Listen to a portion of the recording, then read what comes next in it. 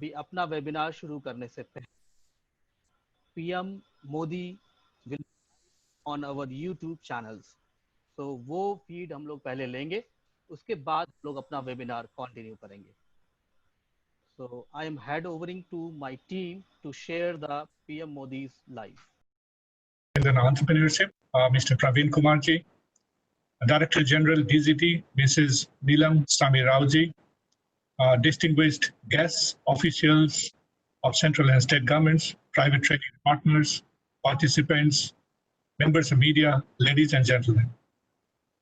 The United Nations General Assembly commemorates July 15th every year as World Youth Skills Day to generate greater awareness of and discussion on the importance of technical vocational education and training and development of marketable skills relevant to both local and global economies. Today also marks the 5th anniversary of the Skill India mission, which has been relentlessly working towards the vision of our Honorable Prime Minister to make India the skill capital of the world. Once again, I welcome you, all of you, to this digital celebration of an important milestones. Thank you for being here. For the welcome address. Thank you, sir, for the welcome address. और अब हम अनुरोध करेंगे सचिव कौशल विकास एवं उद्यमशीलता मंत्रालय भारत सरकार आदरणीय श्री प्रवीण कुमार जी से कृपया आज के इस अवसर पर अपने विचार साझा करने की कृपा करें.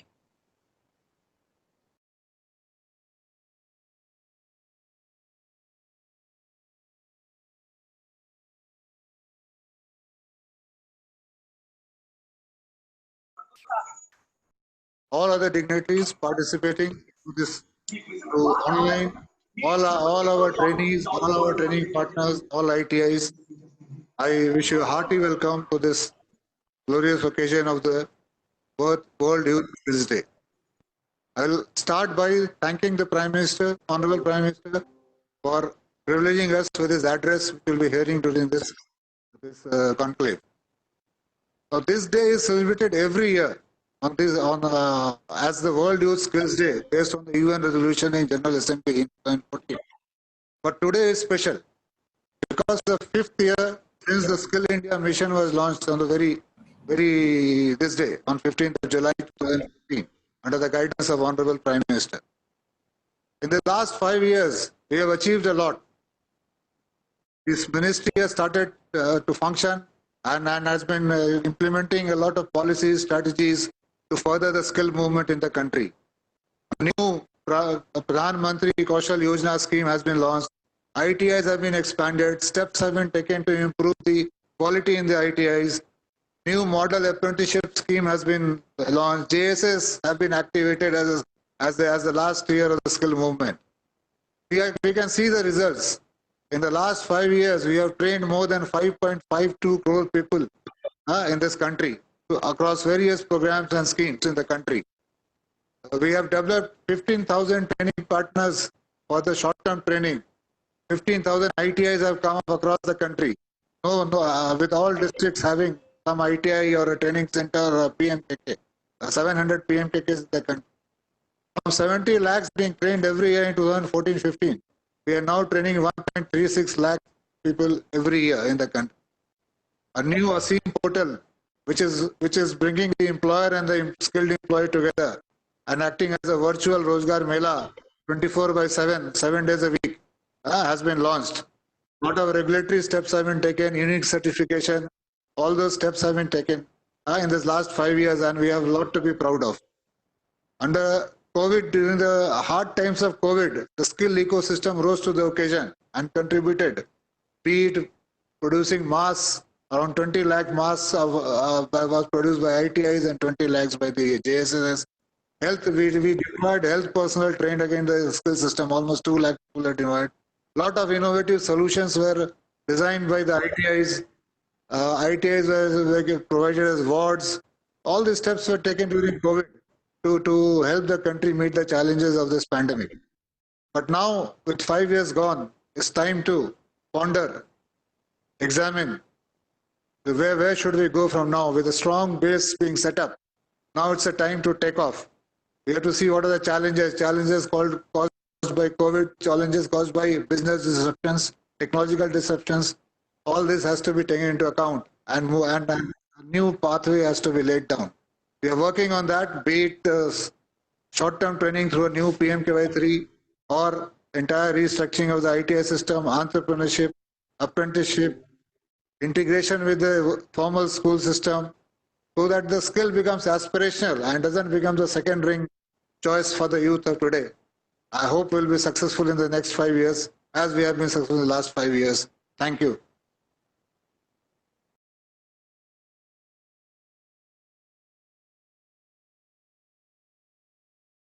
Thank you, respected Secretary Sir Shri Praveen Kumar ji, for the address. माननीय प्रधानमंत्री श्री नरेंद्र मोदी जी हर मंच से युवाओं से ये आह्वान करते हैं कि आपको देश की मुख्य धारा में जुड़ना है। और जब हम बात करते हैं स्किल इंडिया मिशन की, तो देश को सुदृढ़ बनाने के लिए, देश को सशक्त बनाने के लिए युवाओं की सेवाओं, युवाओं की कुशलता पर उन्होंने हमेशा बल दिया है। आज के इस शुभ अवसर पर माननीय प्रधानमंत्री जी ने युवाओं को अपना आशीर्वाद दिया है। नमस्कार। मैं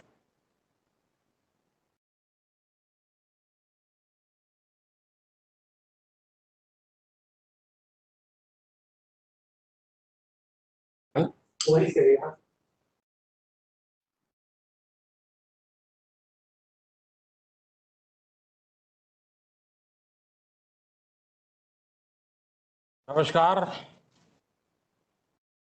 नमस्कार मेरे युवा साथियों को वर्ल्ड यूथ स्किल डे की आप सभी नौजवानों को बहुत बहुत शुभकामनाएं। आज का ये दिन आपकी स्किल को, आपके कौशल को समर्पित है। 21वीं सदी के युवाओं की, आज के मिलेनियल्स की अगर सबसे बड़ी कोई ताकत है तो उनकी स्किल है। उनकी स्किल एक्वायर करने की क्षमता है। साथियों, कोरोना के इस संकट ने वर्क कल्चर के साथ ही नेचर ऑफ जॉब को भी बदल करके रख दिया और बदलती हुई नित्य नूतन टेक्नोलॉजी ने भी उस पर प्रभाव पैदा किया है। नए वर्क कल्चर और नए नेचर ऑफ जॉब को देखते हुए हमारे युवा नई स्किल्स को तेजी से अपना रहे। वैसे साथियों, कई लोग मुझसे पूछते हैं कि आज के दौर में बिजनेस और बाजार इतनी तेजी से बदलते हैं कि समझ ही नहीं आता रिलेवेंट कैसे रहा जाए। कोरोना के इस समय में तो ये सवाल और भी अहम हो गया है। साथियों, मैं इसका एक ही जवाब देता हूं। रिलेवेंट रहने का मंत्र है स्किल, री और अपस्किल। स्किल का अर्थ है आप कोई नया हुनर सीखें। जैसे कि आपने लकड़ी के एक टुकड़े से कुर्सी बनाना सीखा, ये आपका हुनर हुआ। आपने लकड़ी के उस टुकड़े की कीमत भी बढ़ा दी, वैल्यू एडिशन किया। लेकिन ये कीमत बनी रहे, इसके लिए नई डिजाइन, नई स्टाइल, यानी रोज कुछ नया जोड़ना पड़ता है। उसके लिए नया सीखते रहना पड़ता है। और कुछ नया सीखते रहने का मतलब ही है रीस्किल। और हमारी जो स्किल है उसका और विस्तार करना, जैसे छोटे मोटे फर्नीचर बनाते बनाते आप और भी चीजें सीखते गए, पूरा का पूरा ऑफिस डिजाइन करने लग गए, तो वो हो गया अपस्किल। स्किल, रिस्किल और अपस्किल का ये मंत्र जानना, समझना और उसका पालन करना हम सभी के जीवन में बहुत महत्वपूर्ण है। वैसे जब मैं स्किल की बात करता हूं तो मुझे अपने बहुत पुराने जानने वाले हमेशा याद आते हैं। मेरा सीधा परिचय तो नहीं था, लेकिन हमारे एक जानने वाले सज्जन बताते रहते, वो उनके किसी परिचित के विषय में बताते थे कि वो ज्यादा पढ़े लिखे तो नहीं थे, लेकिन उनकी हैंडराइटिंग बहुत अच्छी थी। समय के साथ उन्होंने अपने हैंडराइटिंग में और भी नए स्टाइल जोड़ दिए, यानी खुद को रिस्किल किया। उनकी ये स्किल देखकर लोग खुद उनके पास पहुंचने लगे। लोग उनसे कहते थे कि हमारे यहाँ स्पेशल ओकेजन है तो इनविटेशन कार्ड पर नाम वगैरह लिखने का काम आप कीजिए। बाद में उन्होंने खुद को रिस्किल किया, अपस्किल किया। उन्होंने कई और लैंग्वेजेस में लिखना शुरू किया और इस तरह से एक प्रकार से वो उनका कारोबार बन गया। बैठे बिठाए लोग उनके पास एक काम लेकर के आने लगे। शौक से पनपा हुआ एक हुनर रोजी रोटी का और सम्मान का भी एक माध्यम बन गया। Friends, skill is something which we give to ourselves, which grows with experience. Skill is timeless. It keeps getting better with the time. Skill is unique. It makes you different from others. Skill is a treasure that nobody can take away. And skill is self-reliance. It not only make one employable, but also self-employable. Skill की ये ताकत जो है इंसान को कहां से कहां पहुंचा सकती है। साथियों, एक सफल व्यक्ति की ये बहुत बड़ी निशानी होती है कि वो अपनी स्किल बढ़ाने का कोई भी मौका जाने न दे। इतना ही नहीं, मौका ढूंढता रहे। स्किल के प्रति अगर आप में आकर्षण नहीं है, कुछ नया सीखने की ललक नहीं है, तो जीवन ठहर जाता है, एक रुकावट से महसूस होती है। एक प्रकार से वो व्यक्ति अपने व्यक्तित्व को, अपनी पर्सनालिटी को ही बोझ बना देता है और खुद के लिए नहीं, अपने स्वजनों के लिए भी बोझ बन जाता है। वहीं स्किल के प्रति आकर्षण जीने की ताकत देता है, जीने का है। स्किल सिर्फ रोजी रोटी और पैसे कमाने का जरिया नहीं है। जिंदगी में उमंग चाहिए, उत्साह चाहिए, जीने की जीत चाहिए, तो स्किल हमारे ड्राइविंग फोर्स बनती है, हमारे लिए नई प्रेरणा लेकर आती है, ऊर्जा का काम करती है। और उम्र कोई भी हो, चाहे युवावस्था हो या बुजुर्ग, अगर आप नई नई स्किल सीख रहे हैं तो जीवन के प्रति उत्साह कभी कम नहीं हो। साथियों, स्किल की क्या ताकत होती है, इससे जुड़ा हर किसी का कुछ न कुछ अनुभव होगा। मुझे भी आज जब आपसे बात कर रहा हूं तो एक पुरानी घटना याद आती है। और ये तब की बात है जब मैं युवा अवस्था में ट्राइबल बेल्ट में एक वॉलंटियर के रूप में काम करता था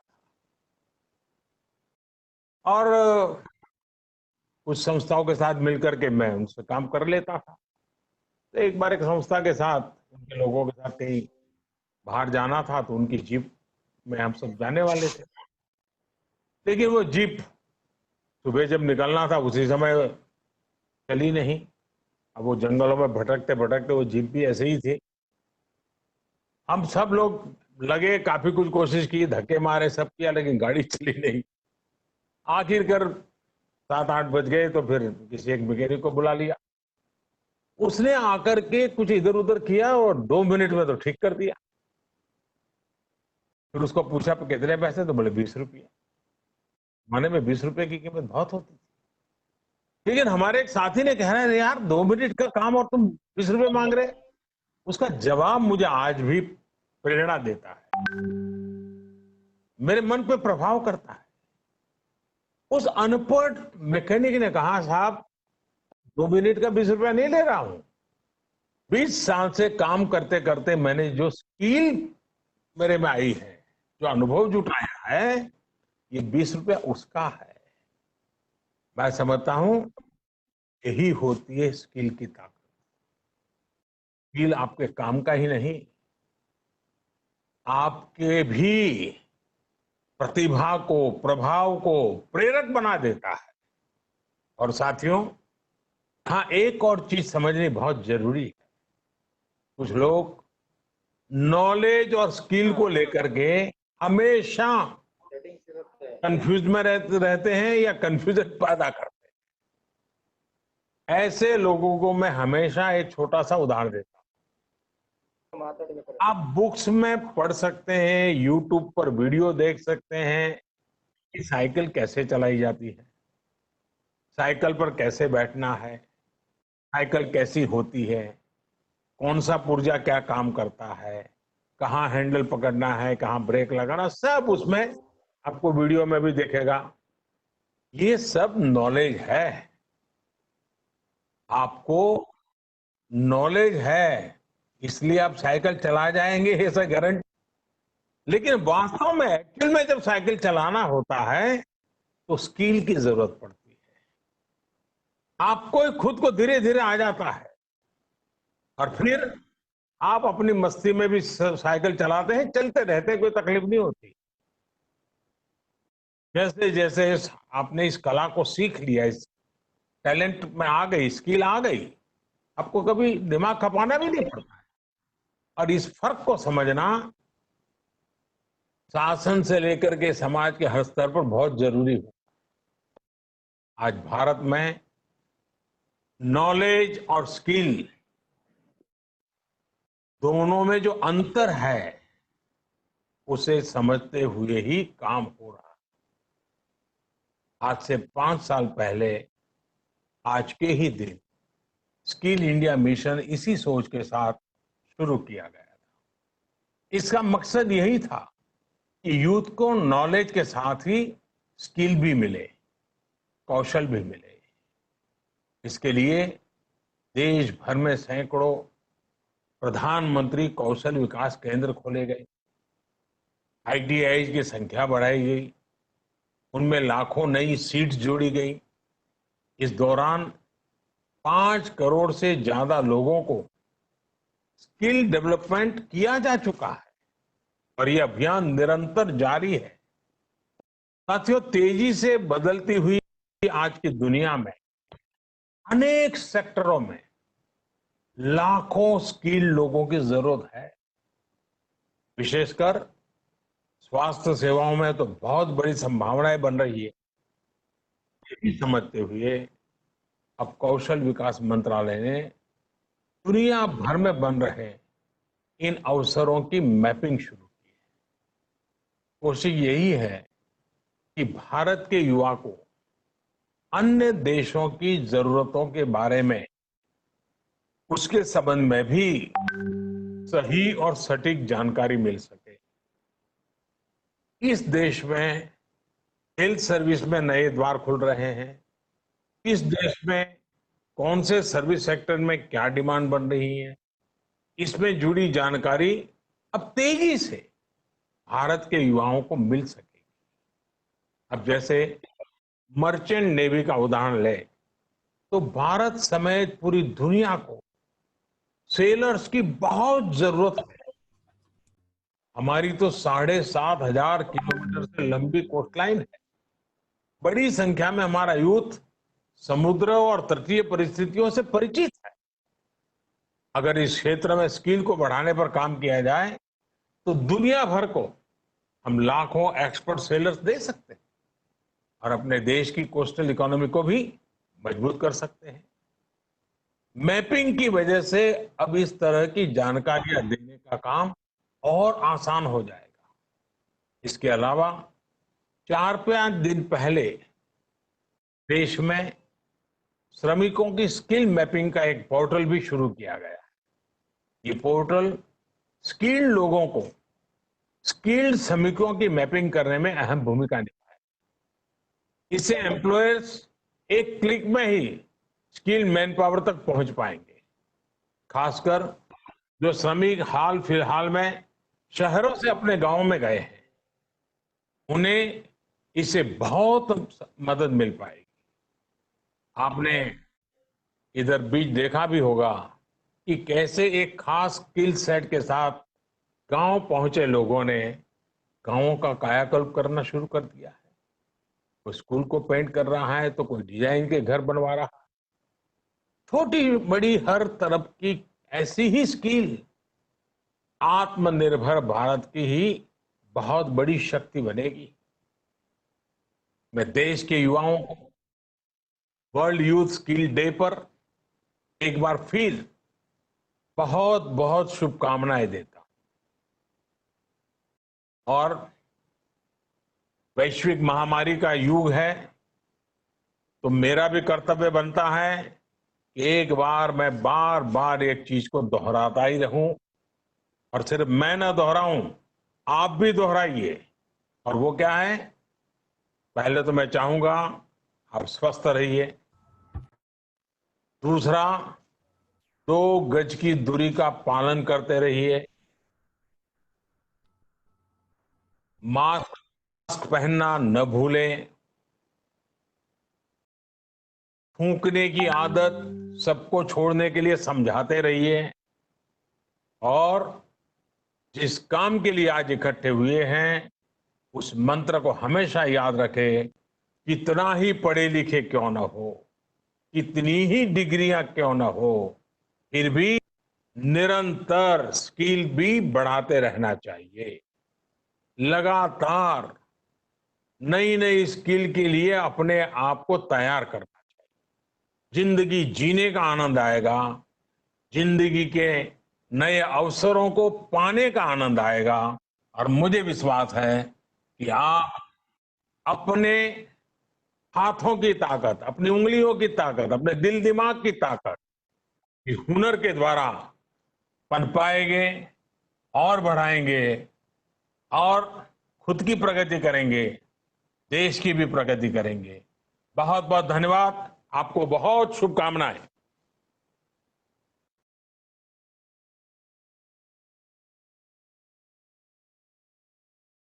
बहुत बहुत धन्यवाद और आभार प्रकट करना चाहते हैं माननीय प्रधानमंत्री जी का, जिन्होंने युवाओं को एक बार फिर से अपने शब्दों, अपने विचारों के माध्यम से उनमें एक नई ऊर्जा का, एक नए जोश का संचार किया। और जैसा कि उन्होंने स्वयं कहा, skill is unique, it makes you self dependent, self reliant. बहुत बहुत धन्यवाद माननीय प्रधानमंत्री जी। हेलो फ्रेंड्स, तो आप सभी लोगों ने अभी पीएम मोदी जी को सुना और हम लोग फिर अपना वेबिनार शुरू कर रहे हैं और this is a special webinar जो कि #अनलॉकिंग स्किल्स के नाम से हम लोगों ने MHSSC ने को कॉइन किया है। और जैसा अभी हमारे प्रधानमंत्री जी भी बोल रहे थे कि इंटरनेशनल लेवल के ऊपर मैपिंग की जा रही है। सो इंडिया स्किल्स एक ऐसा प्लेटफॉर्म है जो हमारे बच्चों को एक इंटरनेशनल एक्सपोजर भी देता है और एक इंटरनेशनल प्लेटफॉर्म देता है। तो मैं आज इस वेबिनार की शुरुआत करता हूं और सबसे पहले हम लोग जानेंगे कि आज हमारे पैनल पे कौन कौन लोग हैं। डॉक्टर रूपक वशिष्ठ, वो हमारे साथ में एक वीडियो मैसेज के साथ जुड़ेंगे। फिर हमारे पैनलिस्ट में हैं mister Ravi Sharma. Ravi ji has more than a decade of working experience in the Indian skills ecosystem.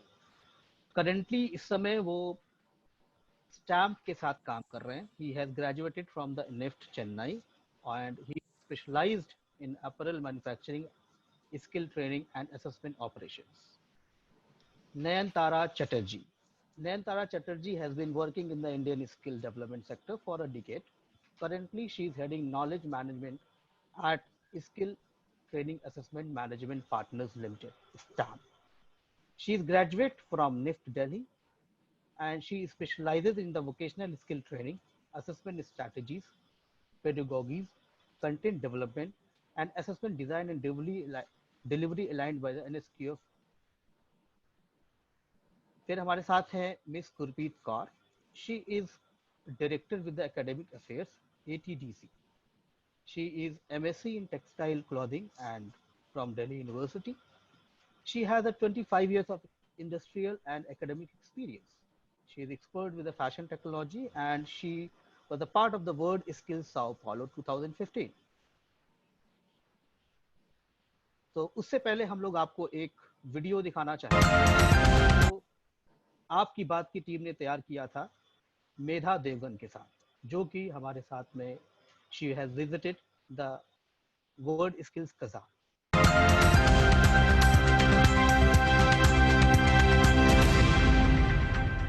कौशल विकास योजना के तहत कई तरह के कौशल प्रशिक्षण दिए जाते हैं और खास बात यह है कि ये प्रशिक्षण राष्ट्रीय मानकों के हिसाब से दिए जाते हैं. कभी घर की चार दीवारी में सपने देखने वाली लड़कियों को स्किल इंडिया मिशन ने उम्मीद की एक ऐसी किरण दिखाई है जो उनके जीवन को रोशन कर रही है. स्किल इंडिया मिशन का प्रयास है कि लड़कियां विश्व पटल पर अपने हुनर का लोहा मनवाने के लिए तैयार हों. इन्हीं में से एक हैं मेधा देवगन, जो कि फैशन टेक्नोलॉजी में पार्टिसिपेट कर रही हैं. मेधा को ट्रेनिंग की जो सुविधाएं मिली हैं, उसके लिए वो गर्व महसूस करती हैं कि सरकार ने उन्हें आगे बढ़ाने के लिए हर कोशिश की है. इसकी जर्नी बहुत ही इंटरेस्टिंग रही है, बहुत कुछ सीखने को मिला. तो सबसे पहले जैसे स्टेट लेवल था, फिर रीजनल लेवल और नेशनल लेवल में फाइनली सिलेक्ट होने के बाद मेरी असली ट्रेनिंग स्टार्ट हुई थी निफ्ट दिल्ली में. तो वहाँ पर ट्रेनिंग ली मैंने. तकरीबन 10 महीने हो चुके हैं मुझे वहाँ पे ट्रेनिंग लेते हुए. वहाँ की फैकल्टीज़ ने काफ़ी हेल्प किया मुझे. एंड उसके बाद NSDC ने भी हमें जैसे इंटरनेशनल एक्सपोजर के लिए भेजा था, तो वहाँ पर भी काफ़ी चीज़ें और टेक्निक सीखने को मिली जो कि वहाँ बाहर के लोग यूज़ करते हैं, जो इंडिया में मे बी नहीं थी. तो हमने उस पर भी ध्यान दिया, तो काफ़ी कुछ सीखने को मिला और अभी हम well prepared for the competition. देश की लड़कियां अगर विश्व स्किल कंपटीशन में मेडल जीतेंगी तो इससे दूसरी लड़कियों को भी प्रेरणा मिलेगी, ताकि वो भी हुनर के विकास से केवल अपने पैरों पर ही न खड़ी हों, बल्कि दुनिया में अपने देश का नाम भी रोशन कर सकें. अपैरल सेक्टर स्किल काउंसिल का प्रयास है कि ज्यादा से ज्यादा महिलाएं और लड़कियां स्किल इंडिया मिशन के जरिए कौशल प्रशिक्षण का लाभ उठा सकें और अपने पैरों पर खड़ी हो सकें.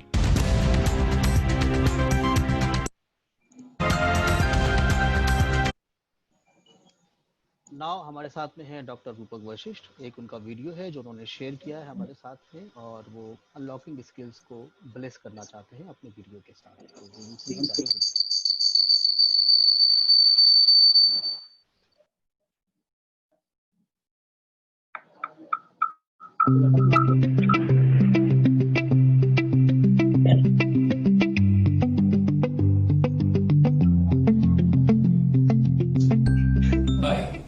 This is Dr. Rupak Vasisht. I am the CEO and Director General of Apparel, Made-ups and Home Furnishing Sector State Council. This is an office under National Skills Development Corporation and Ministry of Skill Development and Entrepreneurship. Now, this particular council looks after the skilling activities in apparel sector. We are a certifying body as well. So what we do is we assess and certify the candidates who have undergone the skilling trainings across the country. Till date, we have skilled or we have certified more than 12 lakh persons across the country. And incidentally, apparel sector is amongst those sectors which provide the highest number of employment in the country. Like under the Pradhan Mantri Kaushal Vikas Yojana, we have provided jobs to approximately 3 lakh persons. Now let me today I'll tell you something about the World Skills Competition. In line with the Olympic Games, just like the Olympic Games are organized for the sports, for skilling, World Skills Competition is organized in the world.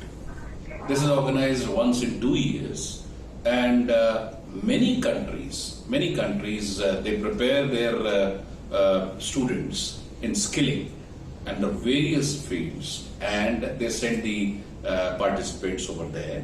And all the participants are given tasks under the specific sector, and they compete amongst each other.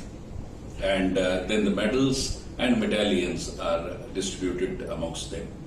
This is a huge event, actually. This becomes a very, very huge event. And just like the opening and closing ceremonies of Olympics, the opening and closing ceremonies of the World Skills Competitions are also organized in a similar way. Like last year, this particular World Skills Competition was organized in Kazan, Russia, where many countries participated. India also participated with 35 participants in various sectors, various segments, and we were very proud to see that two persons got bronze medal and one person got silver medal. In addition to that, 16 medallions were also earned by the participants of India. Now, this particular, this is, as I said, this is organized once in 2 years.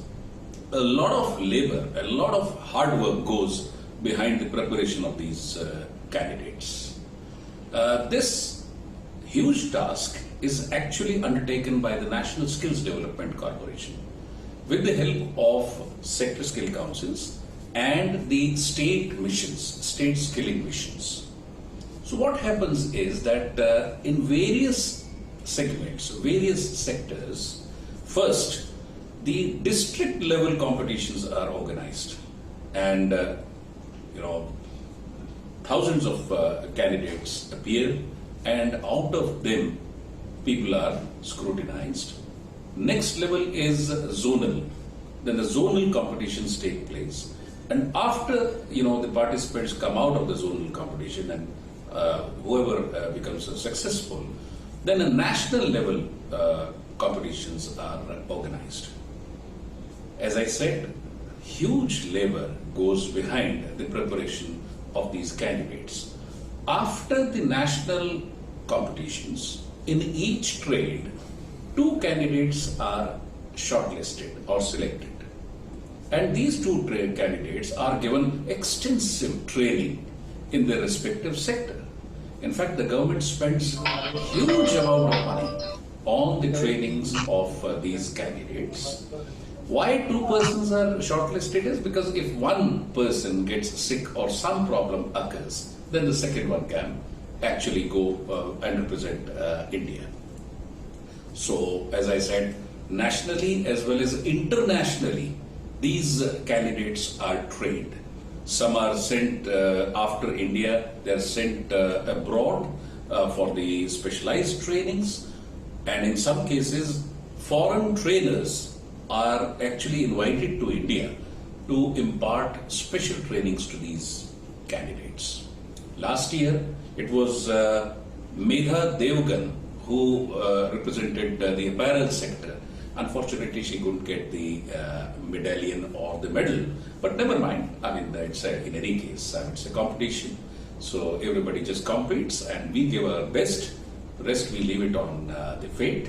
But as I said, lot of hard work goes behind the preparation of these candidates.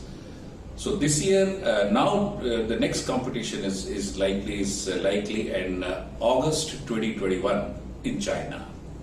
And the preparations have already started. The district level competitions some have already been completed, the rest are underway. Thereafter, the zonal competitions will be organized and then the national competition. After that, as I said, in each trade, 2 persons will be selected, and we'll start extensive training of these candidates. And year after year, India is improving.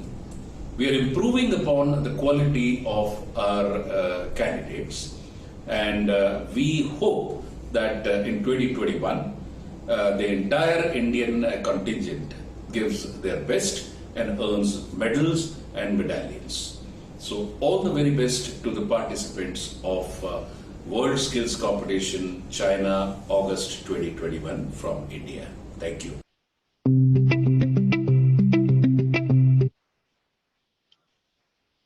तो कहते हैं ना दोस्तों, कौन कहता है कि आसमां में हो नहीं सकता सुराख, एक पत्थर तो तबीयत से उछालो यारो। तो हमारे साथ हैं गुरप्रीत कौर जी। गुरप्रीत जी को मैं इनवाइट करना चाहूँगा, और गुरप्रीत जी हैं हमारे साथ। Thank you, Brajesh ji, for your very kind introduction. And on this day, मेरी तरफ से मैं सभी स्किलिंग पार्टनर्स को और जो यूथ हैं इंडिया के, जो एस्पायर करते हैं स्किल के लिए, उन्हें शुभकामनाएं देती हूँ वर्ल्ड यूथ स्किल डे की। और ये हमारी 5th एनिवर्सरी भी है जब स्किल इंडिया मिशन प्रधानमंत्री जी ने इसको फ्लैग ऑफ किया था। तो इस अवसर पर मेरी तरफ से सबको बहुत बहुत शुभकामनाएं। जैसे कि सीईओ रूपक वशिष्ठ जी ने बहुत अच्छा एक हमारे को एक आउटलाइन दी है वर्ल्ड स्किल्स के बारे में, और ये जो प्रोग्राम आप कर रहे हैं ये अपैरल फैशन सेक्टर पे आधारित है। तो इसके बारे में मैं आपको इसकी हिस्ट्री के बारे में थोड़ा सा बताती हूँ, क्योंकि मैं खुद 6 और 7 वर्ल्ड स्किल्स और नेशनल स्किल्स कंपटीशन में इंडिया को रिप्रेजेंट किया एज एन एक्सपर्ट।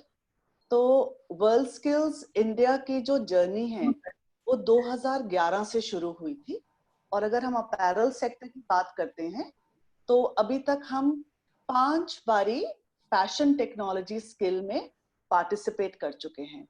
2013 में पहली बार, 2011 में, 2013 में, 15 में, 17 में, और लास्ट ईयर 2019 पे, जहां की कॉम्पिटिटर हमने अभी मेधा देवगन को देखा। 2015 में I had got a chance to represent India expert in fashion technology, और हम अपना कैंडिडेट तैयार करके, जिसको कहते हैं तैयार करके 2 साल के लिए, हम अपने कैंडिडेट को ATDC का स्टूडेंट था जुल्फिकार अली भुट्टो, उसको हम 2013 Sao Paulo Brazil world skills में लेकर गए थे, और we came to a very close medallion winning position. और जैसे रूपक जी ने बताया, there is a lot of hard work that goes behind till we are able to prepare a candidate and make him compete at the international level. आप में से कई लोग जो पहली बार वर्ल्ड स्किल्स के बारे में शायद जानना चाह रहे होंगे, उन्हें मैं ये बताना चाहती हूँ कि हम कौन से जॉब रोल्स या कौन से स्किल एरियाज में फैशन टेक्नोलॉजी का जो वर्ल्ड स्किल्स है वो देखा जाता है। इसमें प्राइमरीली डिजाइन के तौर पे अगर हम देखें तो स्केचिंग और garment designing is the area where the design element has to be looked by the candidate.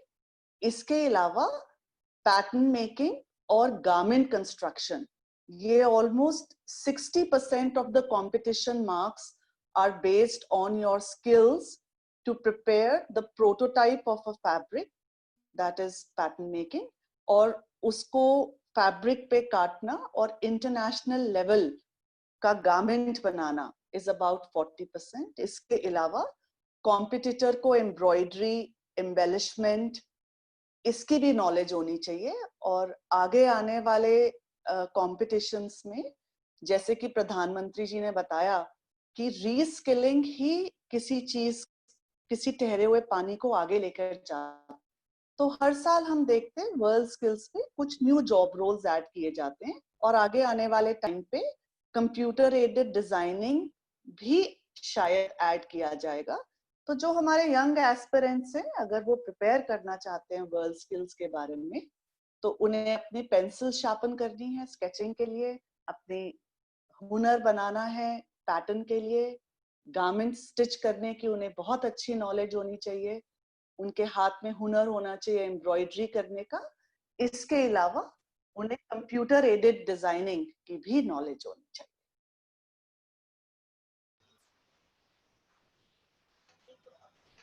बहुत बहुत धन्यवाद गुरप्रीत जी। अब मैं नयन तारा जी को इनवाइट करना चाहूँगा। नयन जी आप आए और हमारे ऑडियंस को बताएं कि किस तरीके से जब आप खुद भी ज्वेलरी हैं और इन सब चीज़ों को समझती हैं कि अगर कोई बच्चा पार्टिसिपेट कर रहा है तो क्या चीज़ें देखी जाती हैं सिलेक्शन के लिए, क्या इम्पोर्टेंट होता है। क्योंकि मैं अपनी ऑडियंस को ये बता दूं कि जब हम लोगों ने जब पहली बार पार्टिसिपेट किया था तो माननीय रूडी जी थे उस समय और उन्होंने इनिशिएटिव लिया था। उसके बाद हम लोगों ने इंडिया में रीजनल स्किल्स की शुरुआत हुई थी। रीजनल स्किल्स से जो बच्चे सेलेक्ट हुए थे वो इंडिया स्किल्स में गए थे और इंडिया स्किल्स से जो बच्चे सेलेक्ट हुए थे वो इंटरनेशनल स्किल्स में यानी कि वर्ल्ड स्किल्स में गए थे। तो एक बहुत अच्छा पैटर्न डेवलप किया गया है हमारी मिनिस्ट्री के द्वारा जिससे कि हमारे बच्चों को एक अच्छा प्लेटफॉर्म मिल सके। तो जी नयन तारा जी आप बताइए। Okay. Very warm welcome everyone, and thank you Gurpreet ji for giving that excellent introduction about the competition. मैं सेशन में थोड़ा और डिटेल मैं शेयर करना चाहूँगी कि इस कंपटीशन में जैसा कि हम बात कर रहे हैं पर्टिकुलरली अबाउट फैशन टेक्नोलॉजी, तो फैशन टेक्नोलॉजी में कौन स्किल्स हैं जो इवैल्यूएट किए जाते हैं एंड ब्रॉडली किस तरह कौन सी की एरियाज है जिन पे हम फोकस करते हैं। तो मैं एक छोटा सा प्रेजेंटेशन शेयर करना चाहूँगी with everybody.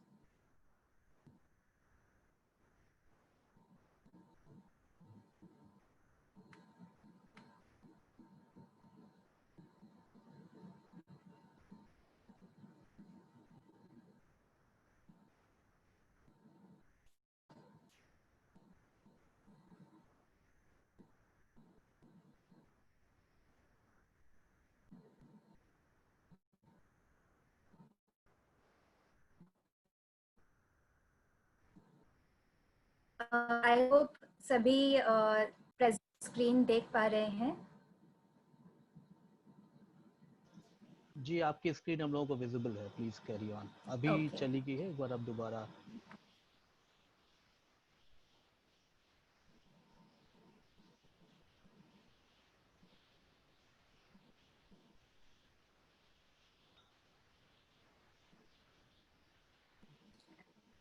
I think it's loading.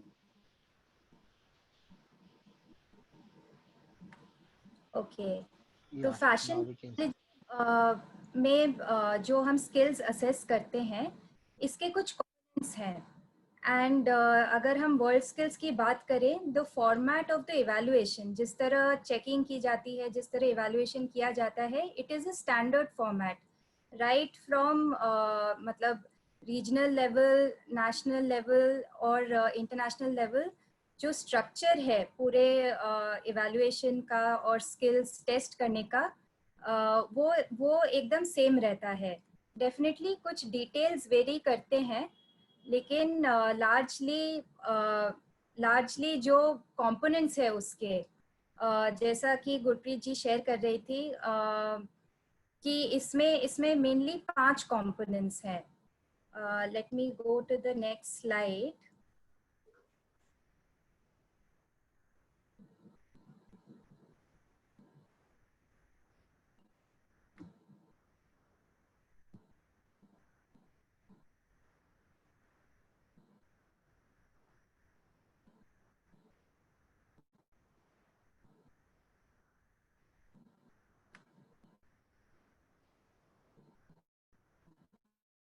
तो जैसा कि आप देख सकते हैं इसमें 5 मॉड्यूल्स होते हैं।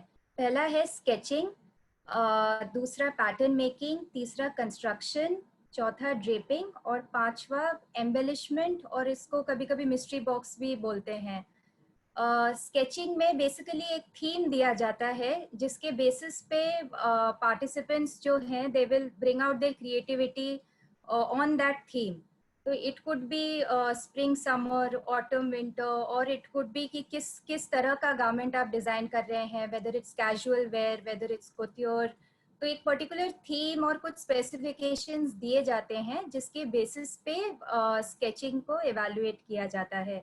और लार्जली हम इसमें as a jury what we check is of course the technical specifications, and also मतलब जैसे फ्रंट साइड आपने किया, बैक गारमेंट का बैक साइड स्केच किया, तो उसमें तो है कि नहीं, overall the quality of the sketch, किस तरह आपने यूज किया अपना क्रिएटिविटी, ये चीजें इसमें कवर होती हैं। दूसरा है making.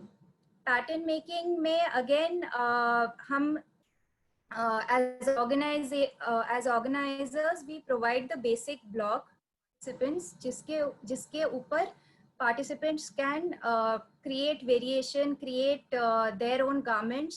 and again pattern making में हम जो technical details है वो check करते हैं, whether measurements are accurate, notch marks match होते हैं कि नहीं, all marking details have been put or not, ये सभी चीजें हम check करते हैं। Next is construction. Again, garment construction is more about कि ultimately जो garment conceptualize किया है participants ने, उसको वो किस तरह actually आते हैं, stitch करते हैं end to end।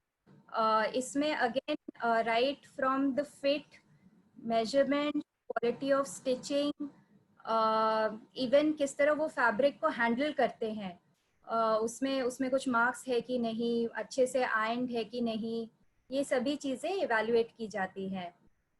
उसके बाद है ड्रेपिंग। ड्रेपिंग में ऑफ कोर्स हर एक पार्टिसिपेंट के पास एक ड्रेस फॉर्म होता है और एक स्केच दिया जाता है जिसको देख के पार्टिसिपेंट्स अपना ड्रेपिंग का काम करते हैं। एंड बाद में मैं एक विजुअल भी दिखाऊंगी कि किस तरह मतलब although the task is the same for all the participants, लेकिन उसमें भी अंतर होता है in terms of किसका फिटिंग बेहतर है, किसका फिट किस तरह फॉल होता है, फैब्रिक को उन्होंने किस तरह इस्तेमाल किया है, फैब्रिक सिक्योर है कि नहीं, सो ये सभी चीज़ें चेक की जाती हैं। पांचवा कंपोनेंट है एम्बेलिशमेंट। इसको हम मतलब कभी कभी कंपटीशन में मिस्ट्री बॉक्स भी बोलते हैं, तो इट्स वेरी इंटरेस्टिंग। एक थीम होता है, थीम के अकॉर्डिंग कुछ दिए जाते हैं, so it could be buttons, it could be you know some trims, it could be any other fancy material, but उसको पार्टिसिपेंट्स किस तरह अपने गारमेंट में इनकॉर्पोरेट करते हैं, वो उनके डिजाइन के साथ फ्लो कर रहा है कि नहीं, वो विजुअली फीलिंग है कि नहीं, वो थीम के साथ how they are able to blend it, ये सभी हम इसमें चेक करते हैं। I'll move to the next slide. I think एक बहुत important aspect है कि किस तरह का time allotted है, because this is again as we know competition is spread over 3 days. तो वो किस distributed होता है, तो as you can see all the modules are given here. Sketch के लिए there is one which is given. Pattern making और construction में समय लगता है, so the participants are free to work on it and continue their work over a period of 3 days. Again draping में 1.5 hours is given, and हमने 5वां module discuss किया था mystery box, for that also 1.5 hours is given to receive the items, see कि क्या मिला है और उसको कैसे वो incorporate करेंगे, so to complete the whole exercise 1.5 hours time is given. And I think this is again indicative marking scheme किस तरह होता है। Definitely जैसा हमने देखा हर एक मॉड्यूल के components होते हैं, बहुत detailed parameters होते हैं, लेकिन largely I just wanted to share the overview कि किस तरह marking scheme structured होता है। Within this also 5 to 10% variation is there, लेकिन largely these are the weightage जिसके basis पे evaluation होता है। So we can see large matlab, there is a large chunk of weightage which is given to cutting, sewing, finishing techniques. Pattern construction and draping में भी 20%, around 20% weightage होता है. And बाकी as you can see कुछ अलग aspects भी cover होते हैं, fashion design, technical drawing, participants काम manage कर रहे हैं, as well as communication, interpersonal skills, problem solving, innovation and creativity. Or this I just wanted to show, this is from the regional South Zone regional level competition. This is a visual of the draping module. और इसमें आप देख सकते हैं pattern making, students have been given the time, materials, so they are working on the pattern making module.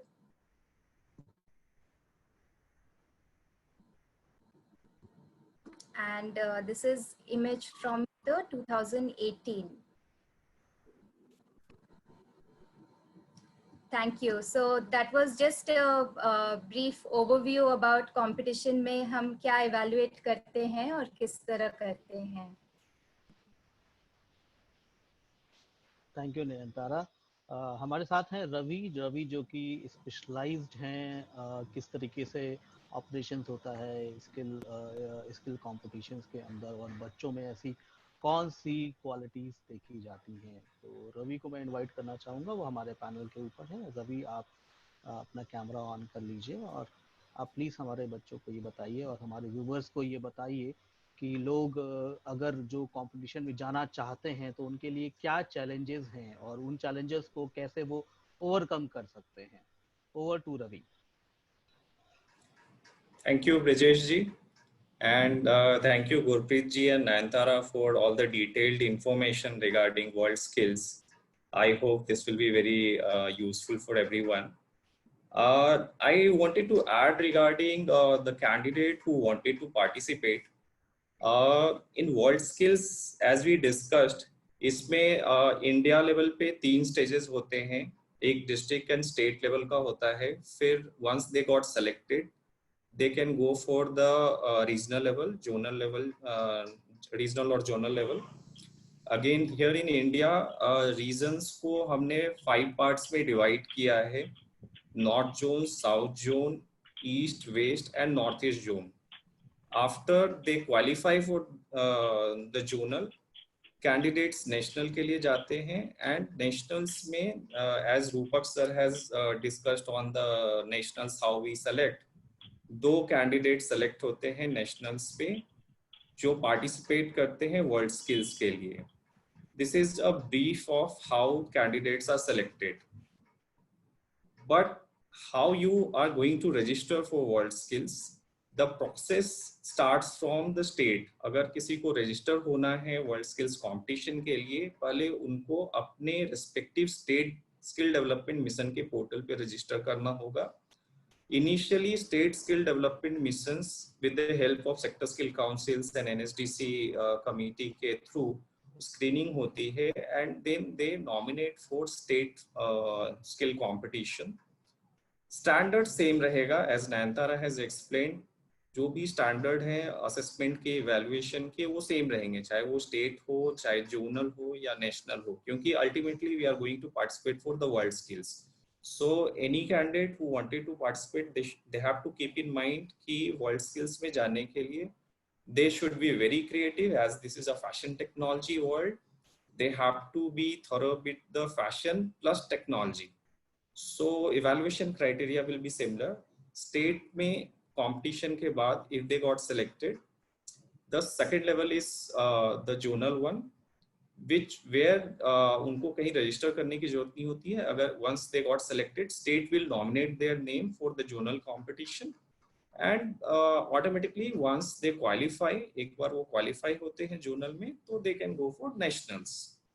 The whole program is endorsed and sponsored by Ministry of Skill Development. So यहाँ पे candidate को कुछ भी spend करने की जरूरत नहीं है during the competition, but yes, since उनको प्रैक्टिस करना है on the pattern making, sketching, they have to learn on the elements of design, they have to understand the fashion technology concept. So उनको ये जरूरी होगा कि they should re-skill themselves. Let's recollect जैसा मोदी जी ने आज अभी कहा कि हमें स्किलिंग का, रीस्किलिंग का और अपस्किलिंग का कॉन्सेप्ट हमेशा ध्यान में रखना चाहिए, तभी हम कुशल हो पाएंगे. सो यहाँ भी स्टूडेंट जिसने फैशन टेक्नोलॉजी या फैशन डिजाइन से ग्रेजुएशन किया है या डिप्लोमा किया है, they can reskill themselves based on the evaluation criteria which has been led by WorldSkills. अगर उस evaluation criteria के according कोई भी कैंडिडेट रीस्किल करता है, I think it will be very easy for them to go through all kind of hurdles जो उनको आएंगे. So I would suggest कि they should reskill themselves, although the students or participants must be very much qualified for this kind of competitions. So this is the way how they can participate. Second, I would like to suggest students and participants, they should be regularly checking out the websites. NSDC websites पे updates होते हैं World Skills competitions के. India Skills का dedicated website है जहाँ पे वो World Skills related updates देख सकते हैं. And NSDC regularly publish करती है guidelines, handbooks on the events which they are organizing. So currently 2021 जो competition World Skills competition संघाई में हो रहा है, उसके भी updates regularly India Skills पे आ रहे हैं. As Rupak sir suggested कि कुछ state ने अपना nomination screening start कर दिया है. Similarly other states are also doing. So candidates who wanted to participate, they should check their state skill development mission websites, their respective state skill mission websites, and they can register accordingly. Plus criteria क्या है, evaluation criteria, eligibility criteria, सारे guidelines India Skills websites पे उनको मिल जाएंगे. So this is regarding the administrative part जहाँ वो register कर सकते हैं. Regarding preparation, I would say they should keep checking the parameters and as Nayantara suggested, the basic process. Actually, criteria में कुछ भी difference नहीं है, बहुत ही basic process है, but we have to practice. So reskilling is very much important, and where upskilling is required. If somebody says कि नहीं pattern में I cannot create pattern, but I can conceptualize, so maybe they have to put their hand on pattern. Hands-on skill is required. क्योंकि ये competition outcome based competition है, so outcome has to come. And as Gurpreet ji has suggested कि जो भी outcome है वो international standards से aligned होने चाहिए. Unless we create that kind of product, it would be difficult to compete. But I hope India is a very diverse country. We have so many people, so many culture, so many way of living your life. So we people are very creative. We just have to keep the criteria in mind, and we can go through it. So this is my comment regarding the participations of candidates. Thank you Ravi, बिल्कुल सही बात कही आपने कि diversified है India, और इतना diversification कहीं भी नहीं मिलता है. सो मैं गुरप्रीत जी से पूछना चाहूँगा. गुरप्रीत जी, आप मुझे बताइए कि अगर क्योंकि जो जॉब रोल्स वर्ड स्किल्स के लिए कंपटीशन में जाते हैं, तो क्या वही जॉब रोल्स रीजनल स्किल्स के जो कंपटीशन है जहाँ बच्चे पार्टिसिपेट करना चाहते हैं, या जो इंडिया स्किल्स कंपटीशन है, सेम जॉब रोल क्या वही जॉब रोल्स लिए जाते हैं, या कुछ और जॉब रोल्स बच्चे ऐड कर सकते हैं, या उनको फैशन टेक्नोलॉजी में ही अपने को पार्टिसिपेट के लिए तैयारी करनी पड़ेगी? गुरप्रीत जी, आपका ऑडियो प्लीज. चाहती हूँ कि how is it that what is it that we have to do that we come to not only a medallion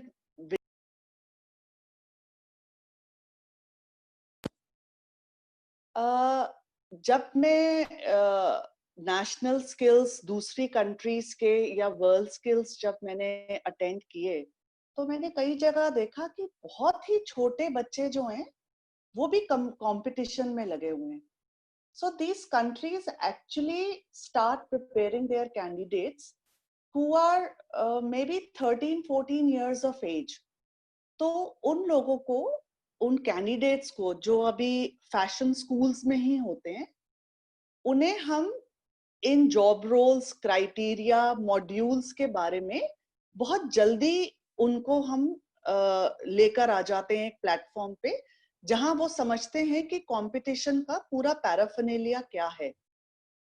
ये बहुत जरूरी है कि जो हमारे फैशन टेक्नोलॉजी के जो कॉलेजेस हैं या जो फैशन टेक्नोलॉजी के जो इंस्टीट्यूट्स हैं कंट्री में, वो एक तरह से थोड़ी जिम्मेदारी लें कैंडिडेट्स को तैयार करने की और इन जॉब रोल्स को a part of the curriculum बनाएं। जैसे जो जॉब रोल्स हमने देखे पिछले 4-5 साल में जो रिक्वायर्ड हैं, तो एटीडीसी के करिकुलम में हमने उनको इम्बाइब किया हुआ है। अगर आप ड्रेपिंग करेंगे तो draping module is now taught the way the world skill expects a candidate to do that module. So this kind of initiative I feel is very important। और जो आप पूछ रहे हैं कि ये कैंडिडेट्स को जब हम जोनल लेवल से शुरू करते हैं तो क्या यही जॉब रोल्स होते हैं जो वर्ल्ड स्किल्स में किए जाते हैं? बिल्कुल। अगर हम तैयारी करवा रहे हैं कैंडिडेट की तो हमें उन्हीं जॉब रोल से या उनको थोड़ा सा उनकी परसेंटेज 70-80% तक लाके ही कैंडिडेट को तैयार कराना पड़ता है। उसके बाद जब कैंडिडेट, जैसे रूपक जी ने बताया कि लास्ट में आके हर रीजन से एक एक कैंडिडेट आ जाता है जिसको हम नेशनल्स में लेकर आते, तो जब हम रीजनल लेवल पर कैंडिडेट को सिलेक्ट करके नेशनल के लिए लेकर आते हैं, तब हम, आप मानिए, ऑलमोस्ट 100% जो वर्ल्ड स्किल्स का मॉड्यूल, जो उनका क्राइटेरिया है, उसी से ही कैंडिडेट को तैयार करते हैं। क्योंकि अगर हम ये स्किल्स उनके चेक नहीं करेंगे तो हमें इंटरनेशनल लेवल पे तैयार करने में कैंडिडेट को काफी मुश्किल आएगी। उसके ड्रेपिंग स्किल्स, उसके pattern making skills, garment construction, उसको एम्ब्रॉयडरी आती है या नहीं आती, ये सब हमारे को फिर धीरे धीरे नेशनल लेवल तक, तो आप मान के चलिए हम ऑलमोस्ट एक वर्ल्ड स्किल्स लेवल का ही कंपटीशन अरेंज करके 2 कैंडिडेट सिलेक्ट करते हैं जिनको इंस्टीट्यूट भी तैयार करता है। नयनतारा, मैं, रवि, पीछे मेधा देवगन जो थी, उसकी कंटिन्यूअस ट्रेनिंग एटीडीसी में हमने कराई काफी टाइम तक हमारे अपने एक्सपोजर के हिसाब से। और जब एक कैंडिडेट आता है तो वो कैंडिडेट इंडिया को रिप्रेजेंट कर रहा होता है। फिर हम सब मिलके उसको, जो हमारा एक्सपर्टीज है, उसके साथ शेयर करते हैं और उसकी ट्रेनिंग में लगते हैं ताकि हमारा कैंडिडेट जो है वो एक मेडल विनिंग पोजीशन तक वर्ल्ड स्किल्स में पहुंचे। Thank you, thank you. मैं अपने सभी दोस्तों को और व्यूवर्स को ये बताना चाहूँगा कि इंफॉर्मेशन टेक्नोलॉजी की वजह से आज के टाइम में ऐसी कोई भी इंफॉर्मेशन नहीं है जिसको आप एक्सेस नहीं कर सकते हैं। मैं आपको वर्ड स्किल्स की उस वेबसाइट पे भी लेके जाना चाहूँगा, और ये वो वेबसाइट है, अगर आप सभी लोग देख पा रहे हैं, जहाँ पे आप एक्सेस कर सकते हैं कि कौन कौन से जॉब रोल्स हैं। ये सारी ऑफिशियल उनकी वेबसाइट है। उस वेबसाइट पे जाके आप चेक कर सकते हैं। और अगर मैंने खुद भी चेक किया और मैं खुद भी आपके सामने चेक कर रहा हूँ, तो आप देख सकते हैं कि सभी जॉब रोल्स उन्होंने यहाँ पे दिए हुए हैं। इन जॉब रोल्स में अगर आप जाते हैं तो there is a fashion technology. अगर आप फैशन टेक्नोलॉजी के ऊपर क्लिक करेंगे तो there you can see the details also. I am trying to click but I think कुछ प्रॉब्लम है। वो ये आ गया। और उन्होंने बहुत ही क्लियरली बताया है कि fashion technology could be, or if you like, being creative using computers इस्तेमाल करना बहुत ज़रूरी है अगर आप इंटरनेशनल लेवल के ऊपर पार्टिसिपेट करना चाहते हैं। देन यूजिंग टूल्स, और एक यहाँ पे वीडियो भी है, वो वीडियो भी मैं आप लोगों के लिए प्ले कर देता हूँ। सो आप देख सकते हैं कि इस वीडियो के ज़रिए उन्होंने सभी चीज़ें समझाई हैं। So this is very good, क्योंकि आज के टाइम में हमारे बच्चों को बहुत बड़ा कन्फ्यूजन ये रहता है कि वो पार्टिसिपेट कैसे करेंगे। मैं अभी नयनतारा जी से ये चीज़ पूछना चाहूँगा कि नयनतारा जी, आप मुझे ये बताइए कि जब आप बच्चों को एज ए ज्यूरी जज कर रही होती हैं, तो वो कौन कौन से पॉइंट्स हैं जिनको आप ध्यान में रखती हैं? जैसे कि इन्होंने वर्ड स्किल्स कहता है कि being creative, using computers and using tools, so वो पॉइंट्स हैं जिनको आप ध्यान में रखती हैं और बच्चों को जज करती हैं? जी नयनतारा जी। ओके, सो आई थिंक जैसा कि मैंने एक प्रेजेंटेशन शेयर किया था, जो 5 मॉड्यूल्स हैं जो स्किल्स हम असेस करते हैं, उसके हर एक मॉड्यूल के बहुत डिटेल्ड क्राइटेरिया हैं, which is also available on the website. And again it मतलब जो मुझे अच्छा लगता है इस पूरे प्रोसेस में, दैट इट्स वेरी ट्रांसपेरेंट। तो स्टूडेंट को पहले दिन से ही पता होता है कि मुझे किस तरह का टास्क दिया जाएगा, किन पैरामीटर्स पे मुझे असेस किया जाएगा।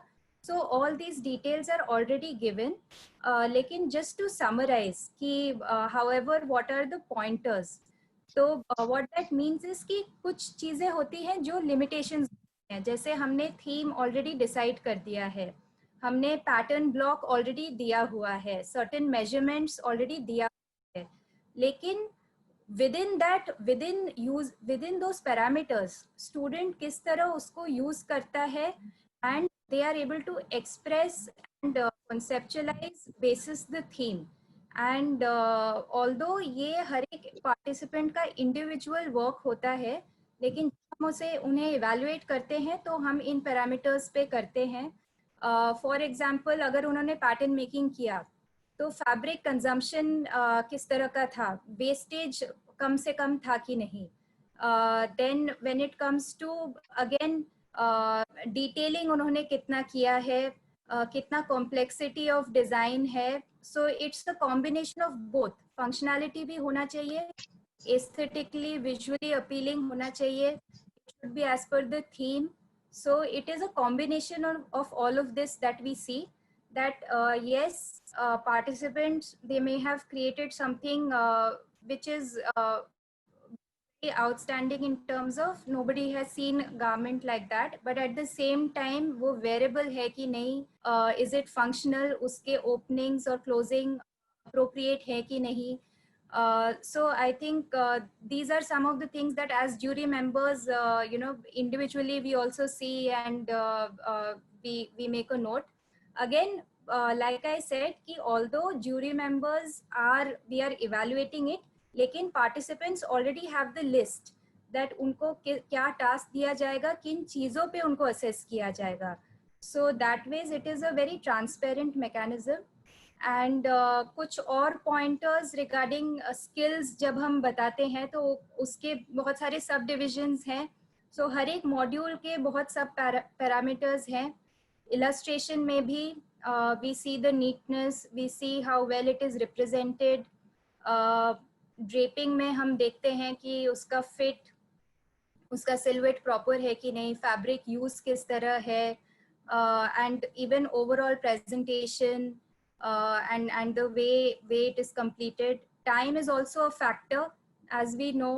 हमने जैसे देखा हर एक टास्क का बहुत लिमिटेड टाइम है, तो within that time वो कितना अच्छा कर पाए हैं, कितना मतलब पूरा टास्क कंप्लीट कर पाए हैं कि नहीं, and because the parameters are standardized, so we have to give marks accordingly.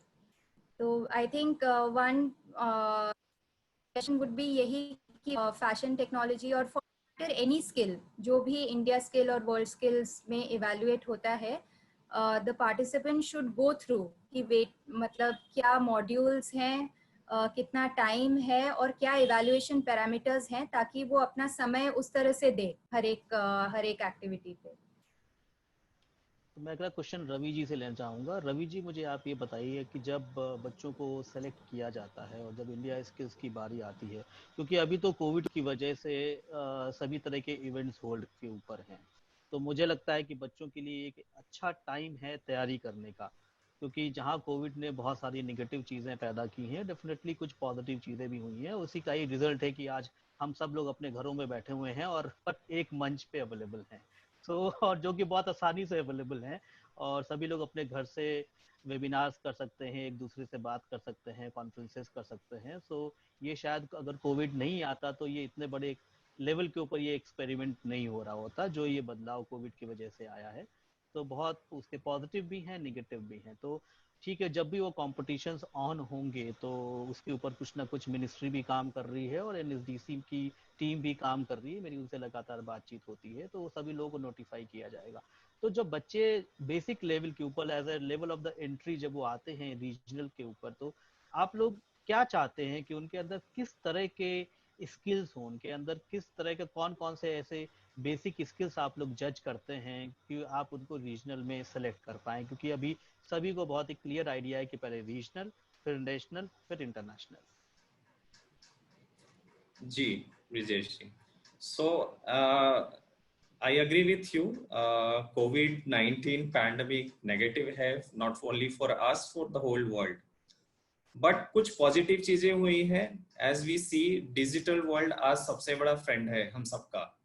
So अभी मैक्सिमम काम चाहे इंडस्ट्रीज हो, कॉलेजेस हो, यूनिवर्सिटीज हो, सभी डिजिटल कॉन्सेप्ट को अडॉप्ट कर रहे हैं.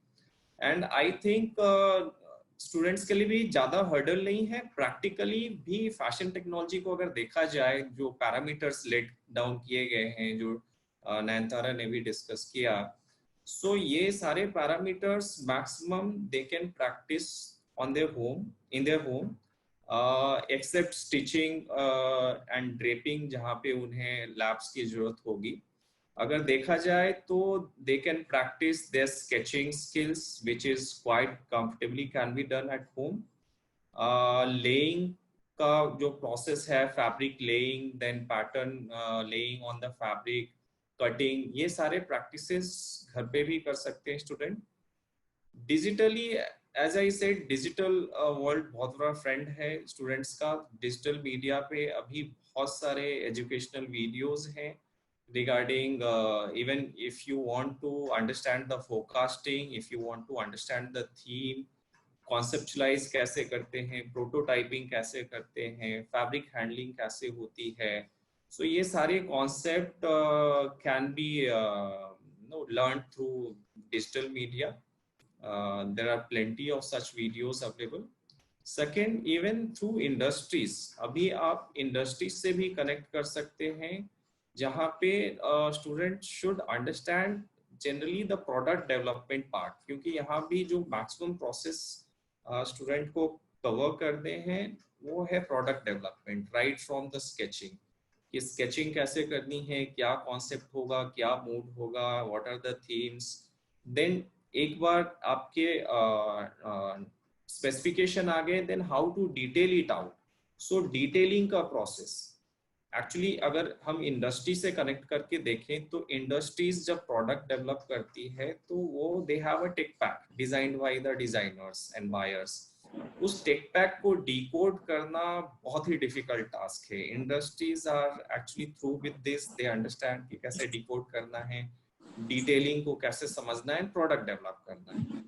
तो आई वुड से कि ये पैंडेमिक में student have got time, participants have got time to understand the decoding of tech pack, industries कैसे करती है.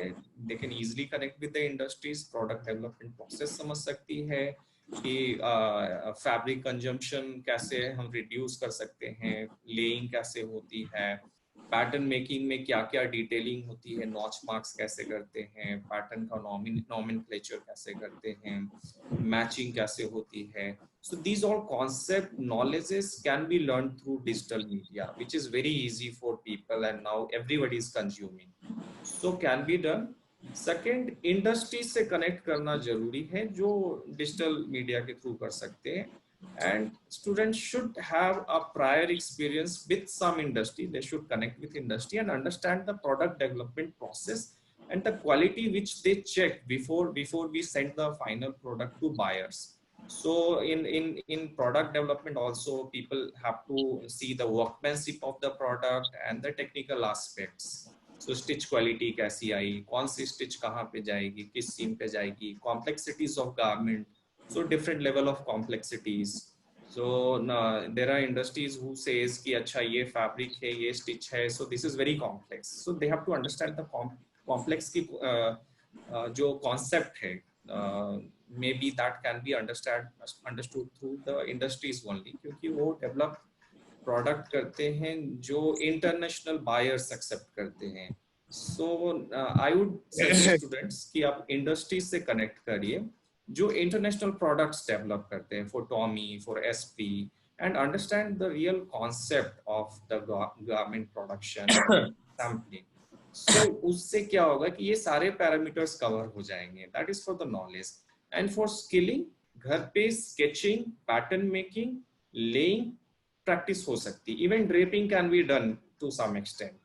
Stitching can be done through machines. Maybe for that they have to wait. But I think 3 से 4 जो evaluation module है, that can be covered at the home in the home itself.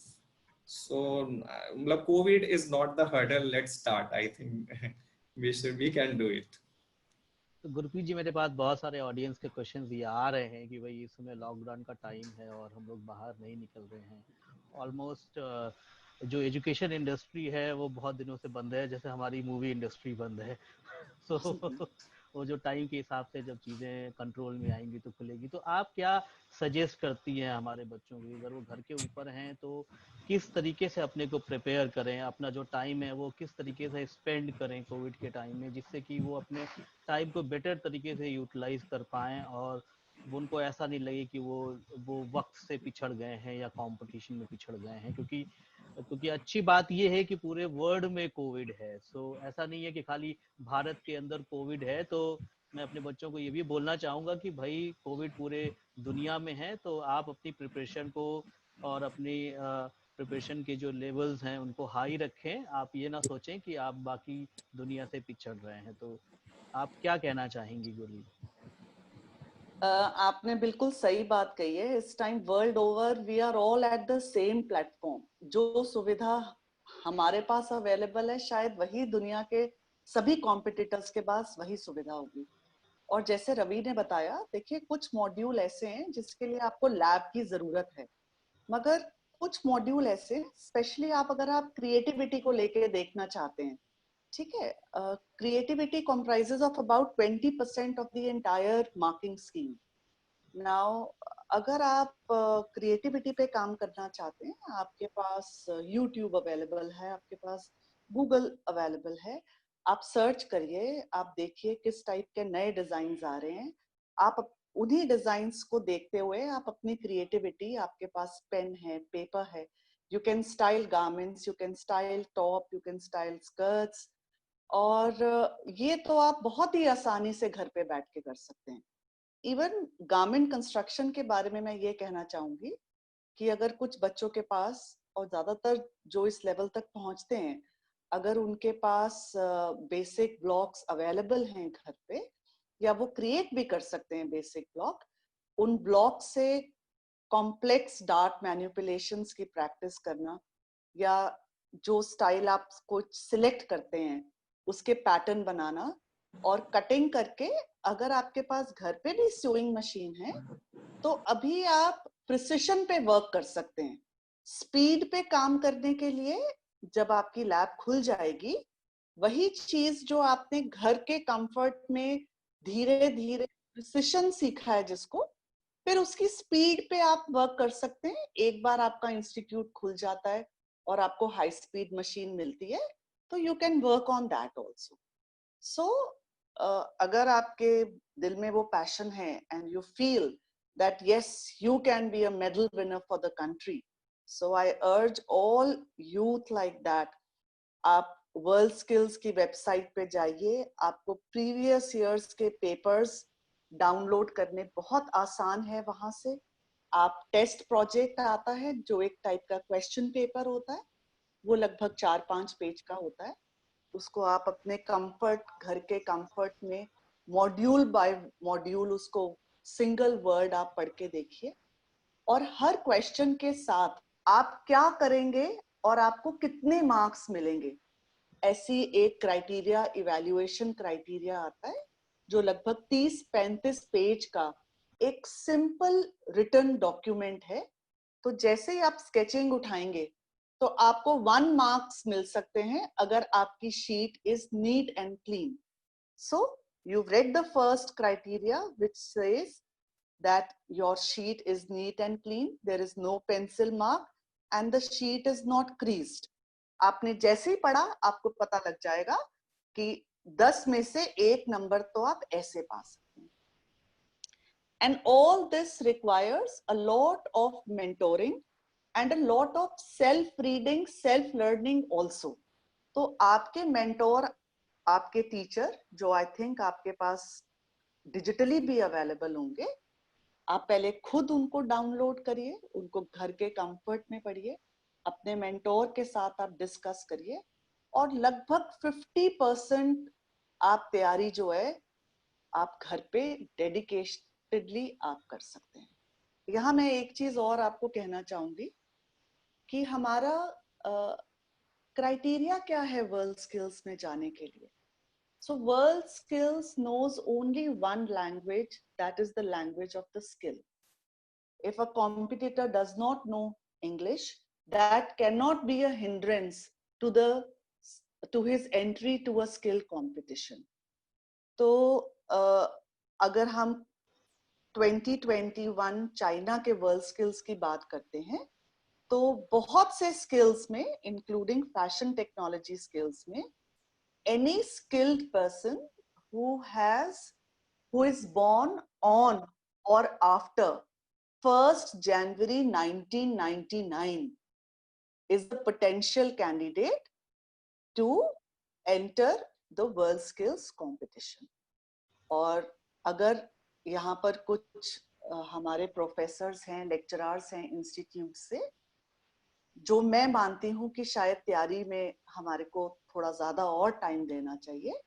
अगर हम 23 के world skills की बात करते हैं, तो अगर हमारे कॉलेजेस में या स्कूल्स में, जहां आजकल फैशन टेक्नोलॉजी एक सब्जेक्ट है जो पढ़ाया जाता है, और आपको लगता है कि बच्चे में वो स्किल है, हुनर है, जिसको आप शार्पन कर सकते हैं, तो अगर कोई ऐसा कैंडिडेट 1 जनवरी 2001 या उसके बाद का उसका बर्थ है, ऐसे कैंडिडेट्स को सिलेक्ट करिए और उन कैंडिडेट्स को लगभग 2-3 साल की आप एक ग्रूमिंग करिए.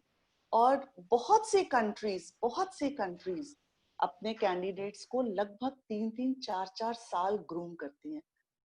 I happen to be very close to the experts who represent and prepare their candidates for world skills. They start as young as 13-14 years of age, जहां उनको बता दिया जाता है कि क्या skills हैं जिन पे आपको work करना है. तो here I would urge institutions, academia, the lecturers, associate professors of colleges, and they can get in touch with us anytime. We are ready to help them.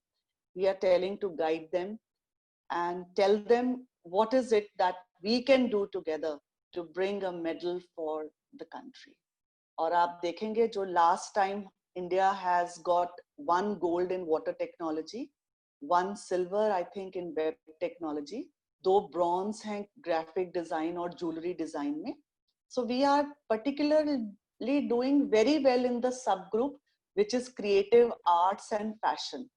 And fashion technology in 2021 has to bring a medal to the country, and I believe that we all must work together to get a medal for the country. Brijesh ji.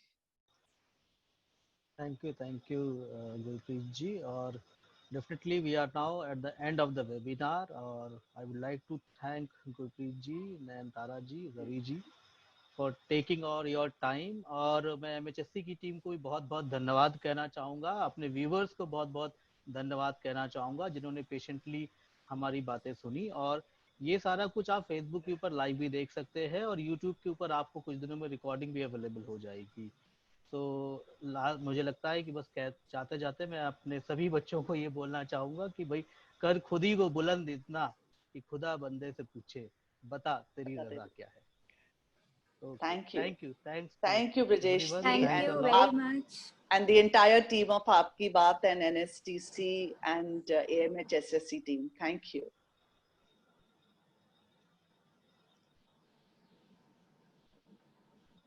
Thank you so much, everyone. Thank you, panelists. Thank you.